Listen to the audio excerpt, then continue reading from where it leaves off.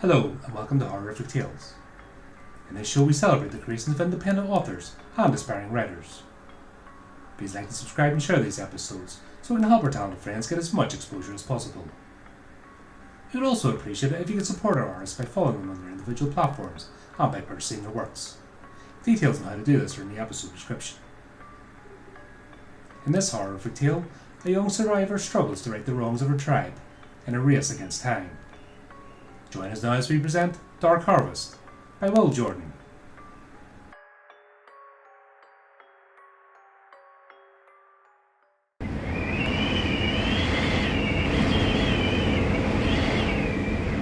Snow. Snow and black rock and freezing wind. The storm rolled through the desolate mountain pass, each chill gust stirring up a fresh hail of frozen snow pellets, strong enough to throw unwary travellers off balance, falling to their doom among the sharp crags and tangled boulders below. High above, the towering mountain peaks disappeared into the grey-laden clouds that swirled angrily all around. Through this bleak, hostile environment, a lone figure struggled defiantly up the slope, hunched over the gathering storm, face turned away from the wind that blasted exposed skin raw. The young girl trudged doggedly through the deepening snow. Each breath came as a shallow, gasping sigh, the warmth and moisture of each exhalation instantly torn away by the howling wind, as if the mountain itself were trying to suck the life right out of her. She carried no pack or shelter, no equipment or weapons, not even a stock of food to sustain her wearying journey.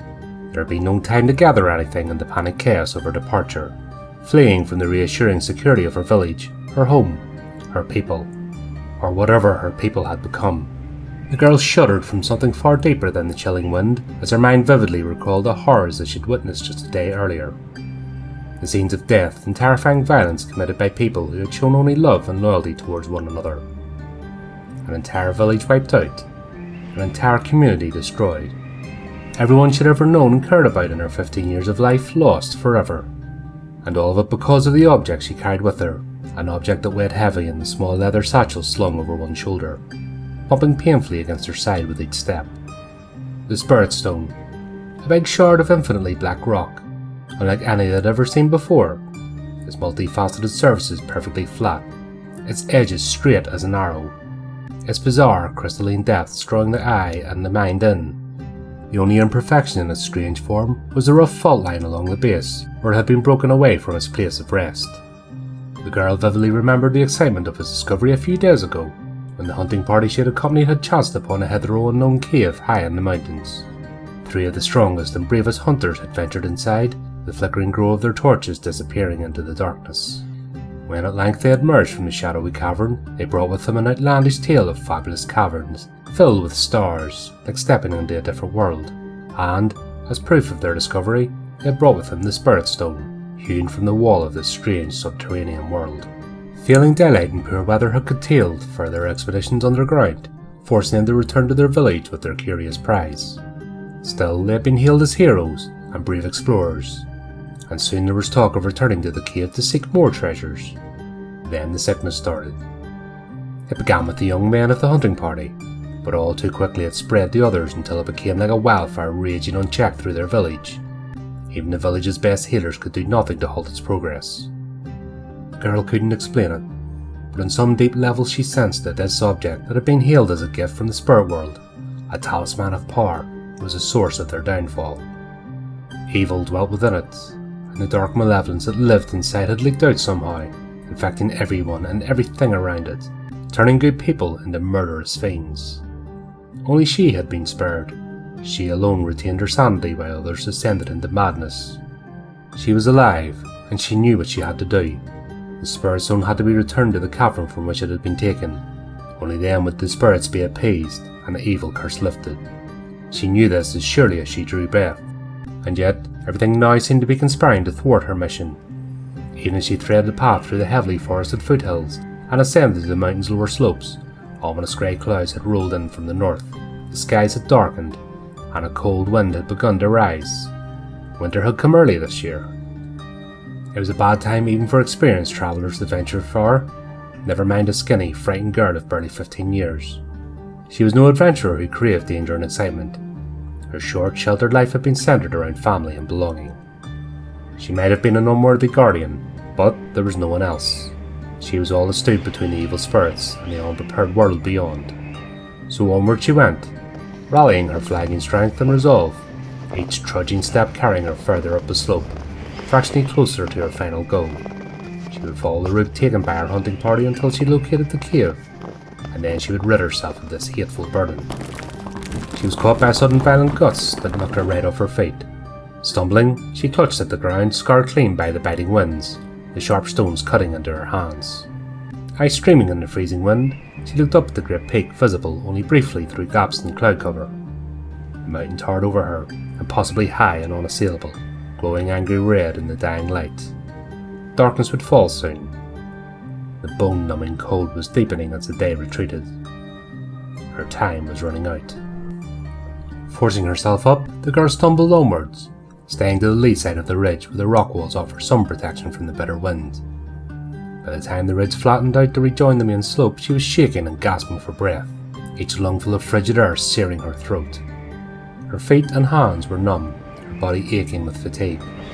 Her foot caught on a rock hidden beneath the snow, and she fell to her knees, letting out an exhausted and defeated sob.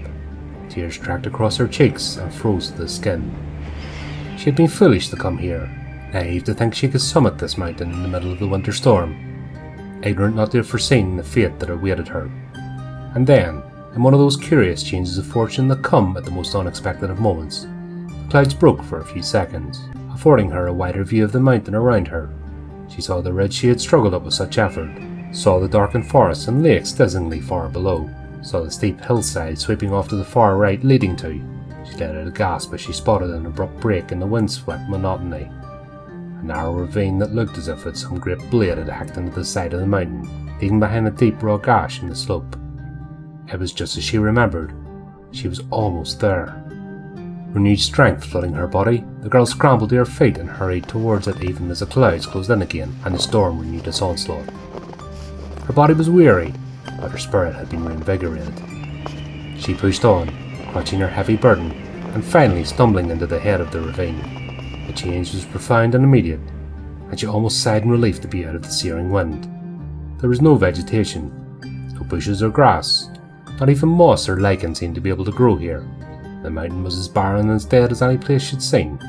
Steep walls of rock rose high on both sides, obscuring what remained of the daylight, so that the narrow, twisting path was bathed in shadow, forcing her to slow her pace and proceed more cautiously. Hugging one side of the canyon and using her hands as much as her eyes to move, she stopped suddenly when the rock wall abruptly fell away to her right. Frowning, she looked over at this inexplicable void and let out a startled cry. A dark, narrow fissure in the rock opened before her, partly hidden by fallen rocks and shadow. She could easily have walked by without even noticing it, but notice it she had. Against the odds, against even her own expectations, she had found the cave. Now there was only one task left to complete. Taking one last look around, she advanced into the darkness and left the world behind. The violent howl of the wind receded to a distant haunting moan as she crept forward, her hand stretched out, one filling the rough stone by her side and the other reaching ahead. She had brought no flint and tinder, no torch to light her way. There hadn't been time. She was in uncharted territory now. She had not accompanied the hunters when they ventured in here, and she knew little of the cave's layout. With her vision diminished, her other senses soon sharpened to compensate. She inhaled, tasting the air. It was cold and very dry, and smelled faintly of dust and great age, but little else. No smell of animal dung or rotting flesh. Caves were natural dens for predators, and children in her village learned at a young age never to venture into them alone. The floor was scattered with loose pieces of stone that had fallen from the roof over the millennia, and sloped gently downwards into the side of the mountain. She advanced, carefully feeling her way, the sound of her breathing echoing off the walls, until she had covered a good 20 paces, more than deep enough.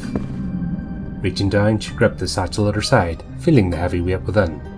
Soon she would be rid of this burden, and she would leave this cursed place forever. Then she would turn her mind to the daunting task of reaching safety, and perhaps even allow herself to grieve for everything she had lost. It started with a tremor and seemed to shiver through the stone around her, vibrations making her pull back from the wall. She turned instinctively towards the cave mouth, lured by a gathering roar inside, far deeper and more powerful than a mere storm. Before she could even react, the roar quickly rose to a thunderous crescendo and burst across the distant entrance. Oh no! The sudden rush of air, caused by thousands of tons of snow cascading down the side of the mountain outside, was like a hurricane inside the cave tunnel, literally throwing her backward. She braced herself, expecting the painful impact of the rocky cave floor, only for her feet to catch on the edge of some void or gap hidden in the gloom, before they disappeared into nothingness. She threw her arms out, fingers reaching in vain for a handhold that didn't exist, as a sickening feeling of weightlessness took hold. Not like this, she thought in that final moment, as she tumbled helplessly into the void, her screams swallowed by the darkness.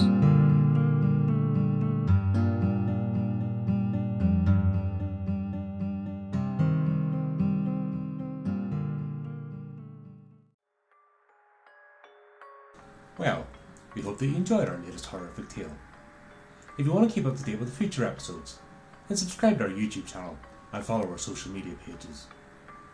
You can also give the channel support by visiting our merchandise store and picking up some of our items. Please also take a moment to support our contributing artists who very kindly lend their talents to the show. Check out the links in the description on how you can do this. Well, that just leaves me to say, until next time my friends, keep it creepy, keep it horrorific.